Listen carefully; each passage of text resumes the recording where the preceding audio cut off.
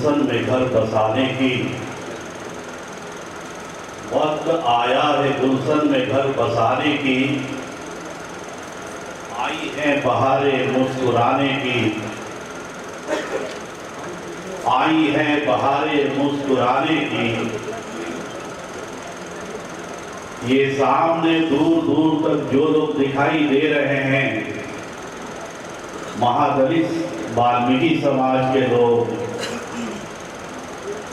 ये फूल नहीं कि फसल देगा कोई, ये तो खुशबू है हवाओं में बिखर जाने की, ये तो खुशबू है हवाओं में बिखर जाने की। भगवान वाल्मीकि और बाबा साहब अम्बेडकर के चरणों में अपनी श्रद्धा निवेदित करते हुए अपनी बात की शुरुआत करता हूँ। आज के कार्यक्रम के माननीय अध्यक्ष महोदय, बरेली महानगर के प्रथम नागरिक आदरणीय उमेश गौतम जी, जो आपके मेयर हैं, थोड़ी देर पहले ही से कार्यक्रम से किसी जरूरी कार्य से जा चुके हैं। हमारी बाईं ओर बैठे हुए बरेली कैंट के माननीय विधायक संजीव अग्रवाल जी, जो आपके लिए जीते हैं, भाई उमेश कठेरिया जी, मदन पाल जी, शिशुपाल कठेरिया जी, हरीश बाबू वाल्मीकि जी, हरी सिंह वरदान जी, मंगू सिंह जी, हरवंश जी, अमरीश कठेरिया जी, जयदीप चौधरी जी, मुकेश जी, इंजीनियर AK सिंह जी, शिवराज सिंह वाल्मीकि और हमारी बैठे हुए वाल्मीकि समाज में पैदा लिए उद्योगपति आनंद जी, जो बॉम्बे से चलकर इस कार्यक्रम में भाग लेने के लिए आए हैं। मैं आनंद जी की बात से ही अपनी बात को आगे बढ़ा रहा हूं। मित्रों, स्टेज पर हमारी बाईं ओर भगवान वाल्मीकि की तस्वीर लगी हुई है और साथ में बाबा साहब अम्बेडकर की भी तस्वीर लगी हुई है। इन दोनों महापुरुषों को नमन करते हुए हम कहना चाहेंगे कि इन दोनों महापुरुषों के विचारों को यदि हम आत्मसात कर लेते हैं तो हमारा जीवन परिपूर्ण हो जाता है। एक करुणा के सागर, दूसरे समता और मानवता के पुजारी। इन दोनों महापुरुषों ने इस देश को, इस दुनिया को बहुत कुछ दिया है। भगवान वाल्मीकि ने इस देश को रामायण जैसे महाकाव्य दिया है, जो दुनिया का सबसे बड़ा महाकाव्य है। तो बाबा साहब अम्बेडकर ने इस देश को दुनिया का सबसे बड़ा संविधान दिया है। ये दोनों महापुरुष हमारे लिए पूजनीय हैं। क्यों पूजनीय हैं? तो मित्रों, आनंद जी ने ठीक ही कहा कि भगवान वाल्मीकि ने रामायण की रचना की कलम से की। बाबा साहब अम्बेडकर ने भारत के संविधान की रचना की कलम से की। जब हमारे महापुरुषों के हाथों में कलम थी तो हमारे हाथों में झाड़ू कहां से आ गई? यह एक प्रश्नवाचक चिन्ह है जिस पर विचार करने की जरूरत है। हमारे हाथों में झाड़ू मुगल काल में आई विधायक थी। ये जो वाल्मीकि समाज है ना, ये सूरवीर लड़ाका क्षत्रिय समाज है। वाल्मीकि समाज का गोत्र और वाल्मीकि समाज का सरनेम यदि आप देखेंगे तो क्षत्रिय समाज और वाल्मीकि समाज का जो सरनेम है वो आपस में मिलता है। तो मुगलों के आने से पहले यह समाज युद्ध के मैदान में लड़ने वाला क्षत्रिय था। जो लोग युद्ध के मैदान में लड़ते लड़ते शहीद हो गए वो तो ईश्वर को प्यारे हो गए, और जो लोग युद्ध के मैदान में लड़ते लड़ते अपनी वीरता अपने जौहर को दिखाते हुए दुश्मनों के षड्यंत्र का शिकार हुए, गिरफ्तार हुए, उन्हें यह आदेश दिया गया कि या तो तुम हमारी गंदगी उठाओ, मैला उठाओ, अन्यथा इस्लाम को स्वीकार करो। मुझे इस बात का फख्र है कि बबन रावत वाल्मीकि समाज में पैदा लिया है। हमारे पूर्वजों ने मैला स्वीकार किया लेकिन इस्लाम को स्वीकार नहीं किया। विधायक जी, इस देश को बचाने वाला यदि कोई वर्ग है उस वर्ग का नाम है वाल्मीकि समाज।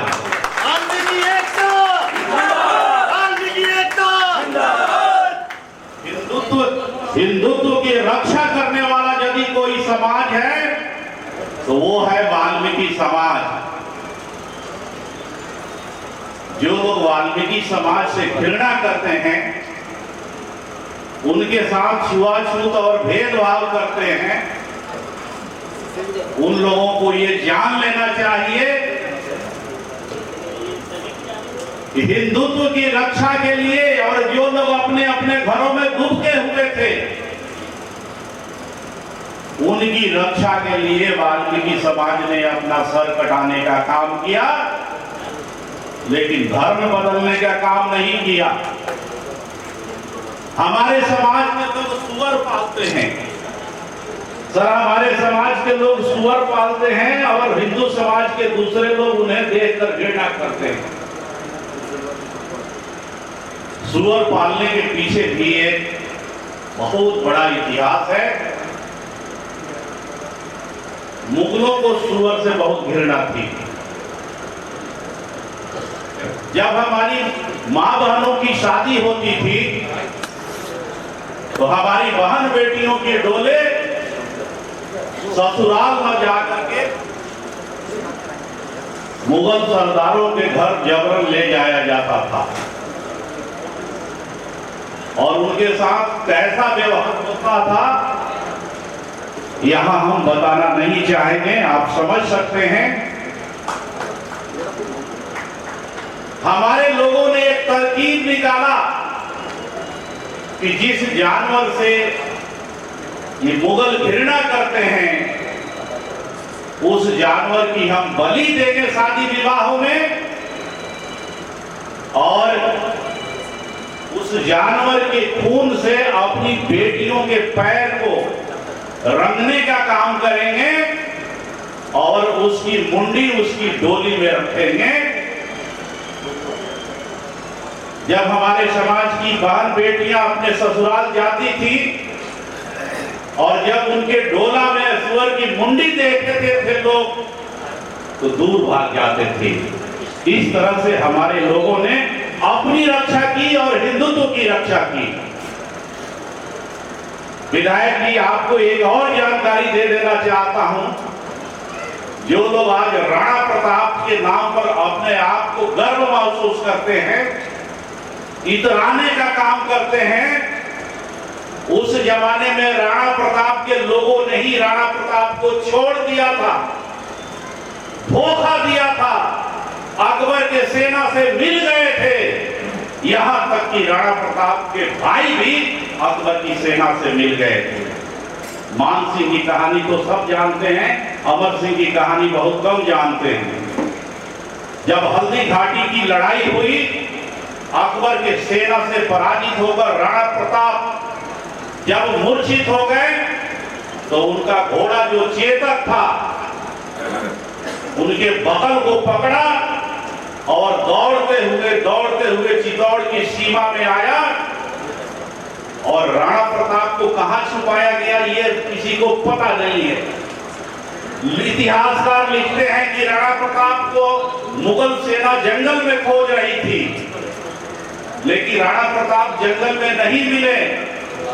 मुगलिया सल्तनत, इतना बड़ा सल्तनत, वो भी बादशाह अकबर का, जंगल के चप्पा चप्पा मुगल सेनाओं ने छान मारा, राणा प्रताप नहीं मिले।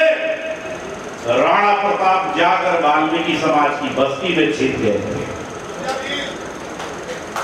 और वाल्मीकि समाज की बस्ती में हमारे लोगों ने राणा प्रताप का साथ दिया। तब से हमारे लोगों के नाम के साथ क्षत्रिय टाइटल का जो उपनाम जो है वो जुड़ गया। अतः हम मुगलों के आने के पहले लड़ाका क्षत्रिय थे, हमारे हाथों में तलवार थी, हम भगवान वाल्मीकि के वंशज हैं, हमारे हाथों में कलम थी, हम बाबा साहेब अम्बेडकर के वंशज हैं, हमारे हाथों में कलम थी। फिर हमारे हाथों में झाड़ू क्यों आई, हमने ये बताया।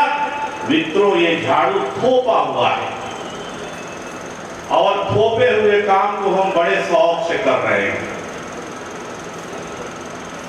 बाबा साहेब अम्बेडकर ने कहा है कि गुलामों को,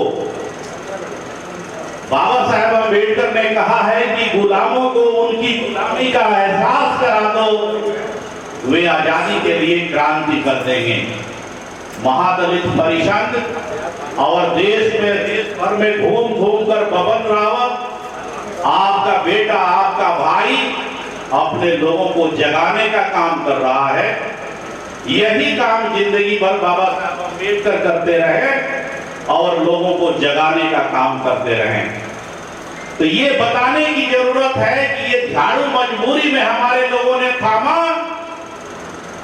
अब देश 1947 में आजाद हुआ, 75 वर्ष के आसपास देश को आजाद हुए हो गया। इस देश में संविधान लागू हुए भी लगभग 75 वर्ष होने को है। भारत का संविधान चाहे रानी हो या मेहतरानी, दोनों को एक वोट देने का अधिकार देता है। भारत का संविधान चाहे रानी का बेटा हो या मेहतरानी का बेटा, सबको समान शिक्षा का अधिकार देता है। एक जमाना था कि शूद्रों को वेद अध्ययन करने पर मनाही थी। एक जमाना था कि बाबा साहेब अम्बेडकर को संस्कृत पढ़ने नहीं दिया गया। लेकिन भारत के संविधान को लागू होने के बाद हमारे वाल्मीकि समाज के कोई भी युवा या युवती यदि संस्कृत पढ़ना चाहे तो उसे दुनिया की कोई ताकत संस्कृत पढ़ने से रोक नहीं सकती। हम तो ये भी कहेंगे कि आज ग्लोबलाइजेशन और प्राइवेटेशन के दौर में यदि आपकी झाड़ू हाथ से जा रही है तो झाड़ू छोड़ो, कलम पकड़ो, शिक्षा को हथियार बनाओ और कुछ नहीं तो संस्कृत के विद्वान बनो और मंदिरों पर कब्जा कर लो, मंदिरों के पुजारी बनो। इस मंच के माध्यम से हम ये भी कहना चाहते हैं कि मंदिरों के पुजारी में भी आरक्षण लागू होना चाहिए और जो योग्य विद्वान हो उसको मंदिर का पुजारी बनना चाहिए। तब जाकर समतामूलक समाज बनेगा। स्वामी विवेकानंद, स्वामी दयानंद, राजा राम मोहन राय, ज्योतिराव फूले, अम्बेडकर, लोहिया और पंडित दीनदयाल उपाध्याय जैसे महापुरुषों ने जो सपना देखा था मजबूत भारत का, वह मजबूत भारत तब हमें परिलक्षित हुआ दिखाई देगा जब योग्यता के आधार पर प्रत्येक व्यक्ति को हर तरह के कार्य करने की आजादी मिले। और यह आजादी बाबा साहब अम्बेडकर ने आपको देकर चले गए। जब बाबा साहब अम्बेडकर को संस्कृत पढ़ने की आजादी नहीं मिली तो उन्होंने फारसी विषय को चुना और जर्मनी में जाकर के उन्होंने संस्कृत पढ़ा।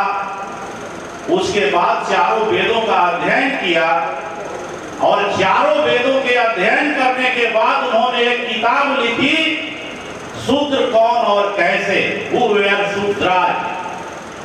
आपको जानकर आश्चर्य होगा, ये बाम सेफ वाले, ये भीम आर्मी वाले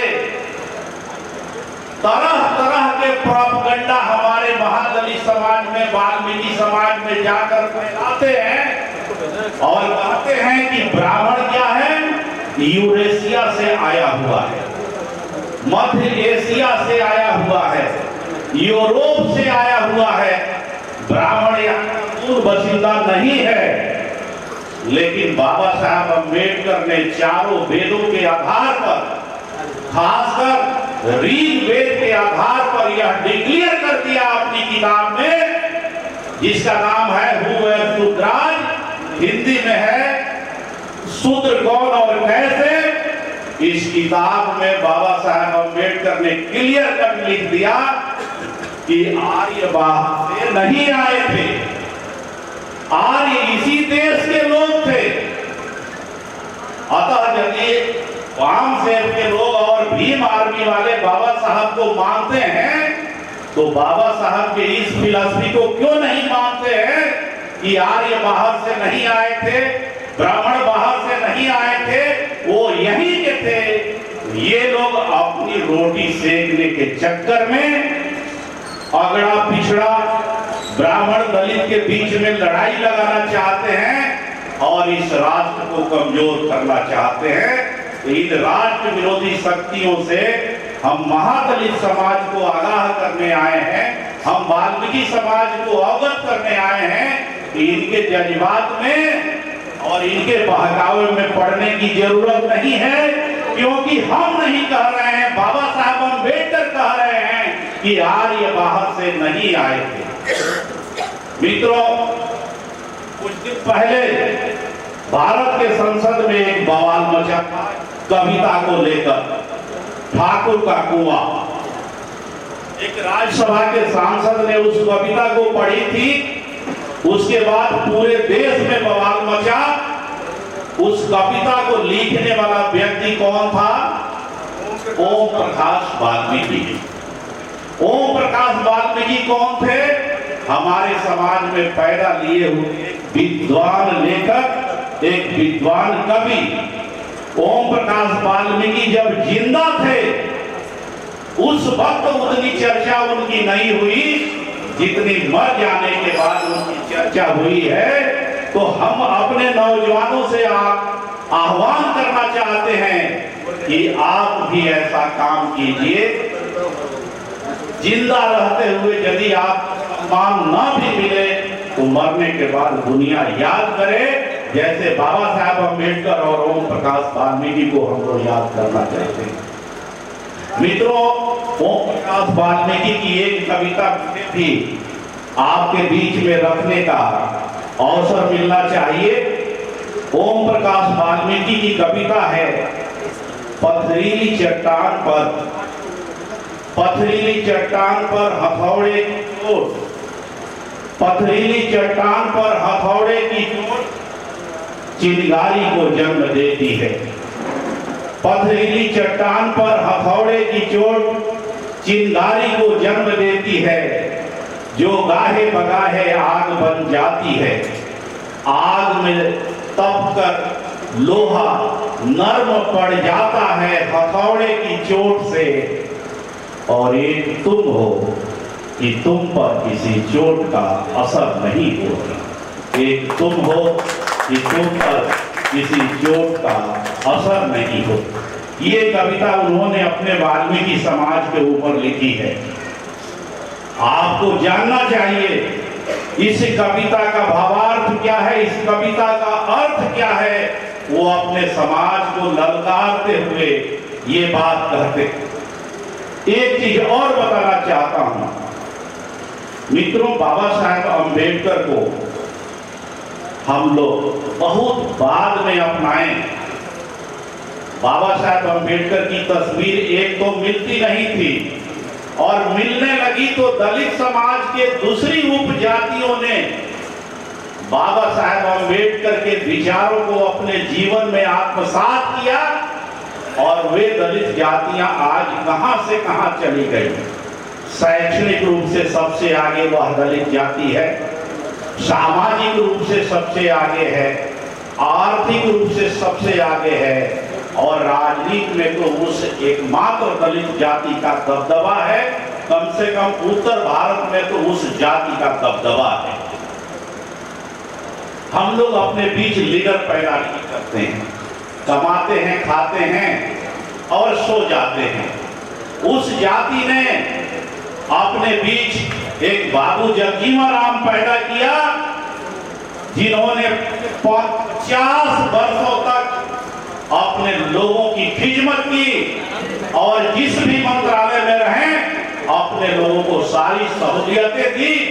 यदि वे सेना के मिनिस्टर थे तो सेना में अपने लोगों की भर्ती की, यदि वह रेलवे के मिनिस्टर बने तो रेलवे में अपने लोगों की भर्ती की। उनके जाने के बाद एक शख्सियत ऐसा पैदा होता है जिसको लोग कांसीराम के नाम से जानते हैं। कांसीराम उत्तर प्रदेश की धरती पर एक प्रयोग करते हैं और प्रयोग में उनके लोग उनका साथ देता है। कांसीराम के जाने के बाद उस समाज ने अपने बीच मायावती को पैदा किया और वाल्मीकि समाज ने किसको पैदा किया ये आप पर छोड़ते हैं। तो जो समाज अपने बीच के किसी व्यक्ति को लीडर के रूप में पैदा नहीं करता है, लीडर के रूप में उसे आगे नहीं बढ़ाता है, उस समाज का वर्तमान और भविष्य दोनों समाप्त हो जाता है। इसलिए आग्रह करूंगा कि आप अपने बीच लीडर पैदा कीजिए और उसकी रहनुमाई में चलिए। यदि आप लीडर पैदा नहीं करेंगे तो फिर आपके बीच न तो डॉक्टर अम्बेडकर दोबारा जन्म लेंगे न कांसीराम जन्म लेंगे। इसलिए हम कहते हैं कि आपको समाज के प्रति समर्पण भाव से काम करने वाला लीडर पैदा करना चाहिए और जो आपके बीच सामाजिक कार्यकर्ता हैं, राजनीतिक कार्यकर्ता हैं, यदि आप रेलवे में नौकरी करते हैं, यदि आप बैंक में नौकरी करते हैं या आपकी आर्थिक स्थिति यदि ठीक है, मेरे मित्रों, उस पर सवाल उठाने से पहले उसकी पॉकेट में 200-500 रुपया रख दिया कीजिए ताकि उस पैसे से अपना कुर्ता पाजामा सिलवा करके आपकी रहनुमाई वो करता रहे। हमारे लोगों की आदत है अपने बीच के लोगों को मदद कम करते हैं,